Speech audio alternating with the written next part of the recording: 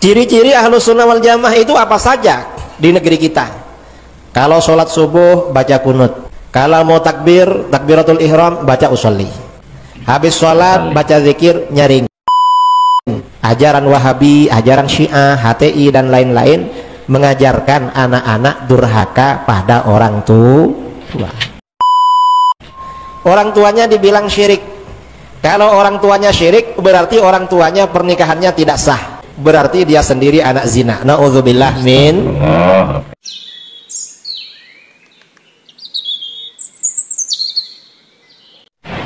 Assalamualaikum warahmatullahi wabarakatuh. Alhamdulillah wassalatu wassalamu ala rasulillah wa ala alihi wa sahbihi wa mawala ma ba'du.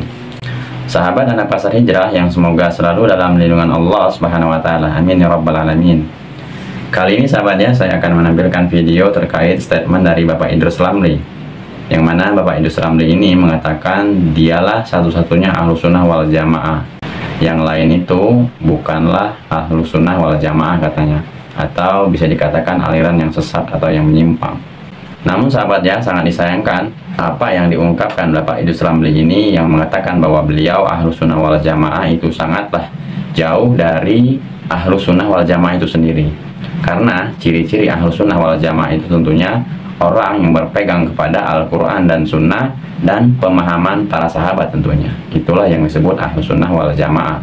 Dalilnya yaitu firman Allah Subhanahu wa taala dalam Al-Quran surat At-Taubah ayat 100, yang mana di sini Allah Subhanahu wa taala berfirman, yaitu kaum muhajirin dan ansor dan orang-orang yang mengikutinya. Jadi kaum muhajirin dan ansor itu para sahabat tentunya. Orang-orang yang mengikuti pemahaman para sahabat itulah yang disebut ahlus sunnah wal jamaah. Untuk video selengkapnya sahabatnya, coba kita simak saja bagaimana statement dari Bapak Idrus Ramli ini yang mengatakan ciri-ciri ahlus sunnah versi Bapak Idrus Ramli. Coba kita simak videonya. Saya ini keliling-keliling banyak masjid di Riau. Cara ibadahnya gak sama dengan di sini. Habis sholat gak baca zikir. Banyak di Riau. Ya mungkin di Duri ada juga sekarang yang habis sholat gak baca zikir. Ada di Duri. Sudah ada ya. Nah, kalau seperti itu hati-hati saudara. Jangan-jangan itu golongan di luar ahlus sunnah wal jamaah. Ciri-ciri ahlus sunnah wal jamaah itu apa saja di negeri kita? Kalau sholat subuh baca kunut, kalau mau takbir, takbiratul ihram baca usolli, habis sholat baca zikir nyaring, ada keluarganya meninggal dibacakan tahlil, lalu ada kenduri. Bulan Rabiul Awal merayakan maulid, bulan Rajab sebentar lagi Isra Mi'raj, kemudian senang ziarah kubur. Itu ciri-ciri ahlus sunnah wal jamaah. Semua yang diungkapkan Bapak Idrus Ramli tadi, semuanya sama sekali tidak ada tuntunan dari Rasulullah SAW ya, baik itu baca usolli, zikir dengan keras-keras, acara maulid, ataupun acara Isra dan Mi'raj. Dulu semua masyarakat Melayu seperti itu. Dan Riau ini sekarang mendapat tantangan paling besar karena aliran Wahabi. Aliran Wahabi ini kelompok di luar ahlus sunnah. Yang paling besar lembaganya di Riau. Dan Riau ini target, katanya ingin menjadi pusat Wahabi di Nusantara. Karenanya hati-hati dengan Wahabi. Mengapa hati-hati?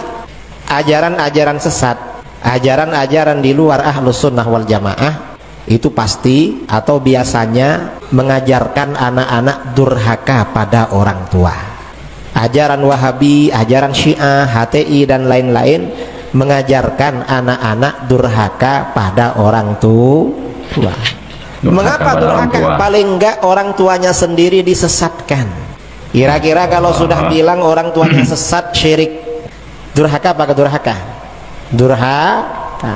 Setelah mati gak diadakan tahlil, gak diadakan kenduri, dan kuburannya tidak pernah diziarahi. Durhaka apa tidak durhaka?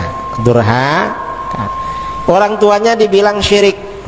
Kalau orang tuanya syirik berarti orang tuanya pernikahannya tidak sah karena syirik, berarti dia sendiri anak zina. Na'udzubillah min. Mengenai statement dari Bapak Idrus Ramli tadi sahabat ya, apa yang beliau ungkapkan seperti kunut subuh, yang memang itu perselisihan para ulama tentunya. dan membaca usolli ketika hendak sholat, itu tentunya tidak ada sama sekali. Rasulullah SAW mengajarkan seperti itu sahabat ya, karena Rasulullah SAW ketika hendak sholat hanya mengucapkan takbir, dan tidak ada dalam hadis-hadis Rasulullah SAW bahwa Rasulullah itu ketika hendak sholat mengucapkan usolli. Dan tegas Rasulullah SAW dalam hadisnya mengatakan, "Shallu kama ra'aitumuni usolli." Sholatlah kalian sebagaimana melihat aku sholat. Tentunya kita harus mengikuti Rasulullah SAW sahabat ya.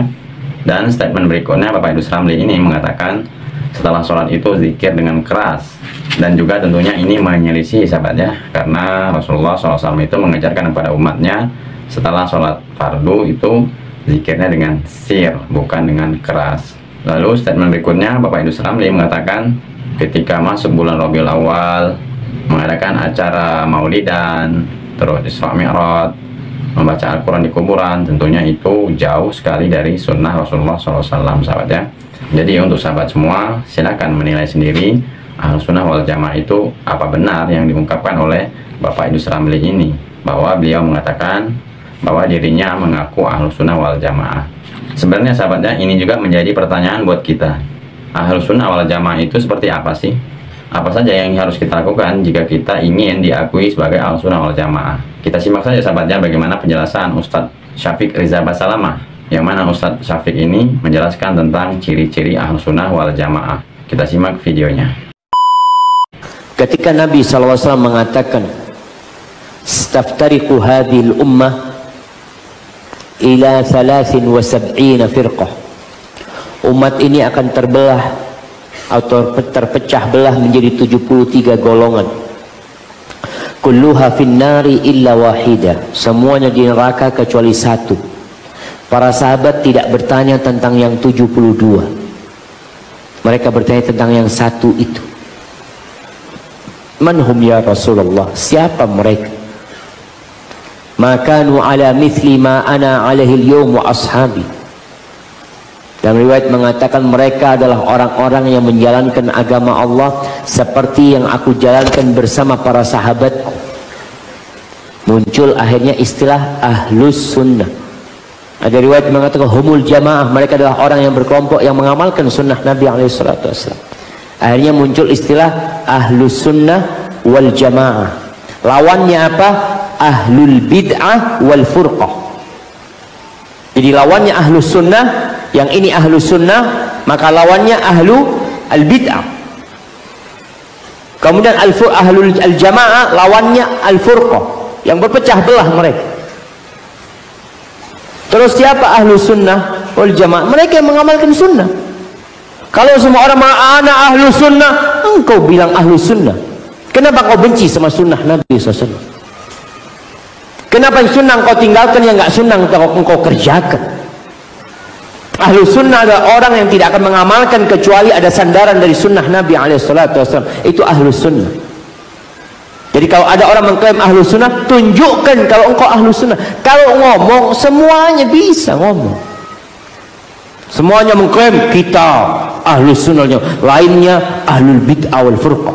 Semuanya masuk neraka kecuali kita nih, kelompok kita. Nah, sama enggak.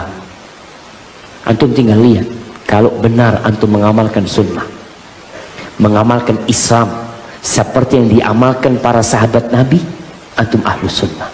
Walaupun semua orang mencela antum, antum Ahlus Sunnah. Wal Jamaah artinya orang-orang yang tidak suka berpecah belah, berusaha untuk mengumpulkan di atas sunnah, bukan di atas hawa nafsu. Maka menuntut kita untuk belajar, apakah benar kita Ahlus Sunnah. Kalau ternyata amalan antum banyak yang menyimpang dari sunnah, maka antum bukan Ahlus Sunnah. Sebagai penutup sahabat ya, setelah kita menyimak penjelasan dari Ustadz Syafiq Riza Basalamah tadi, semoga ini menjadi tercerahkan bagaimana ciri Ahlus Sunnah wal Jamaah yang sebenarnya. Salah satunya yaitu kita harus mengikuti pemahaman para sahabat tentunya, dan yang paling utama kita harus berpegang teguh kepada Al-Quran dan Sunnah, bukan malah kita membuat ritual-ritual baru dalam ibadah ini sahabatnya, karena sudah jelas ya agama Islam ini sudah sempurna dan tidak perlu ditambah-tambahin ataupun dikurang-kurangin. Mohon maaf sahabat ya jika ada kata-kata yang salah yang menyinggung sahabat semua, itu dari kesalahan saya sendiri, dan kepada Allah Subhanahu wa taala saya mohon ampun. Saya akhiri, wabillahi taufiq wal hidayah. Assalamualaikum warahmatullahi wabarakatuh.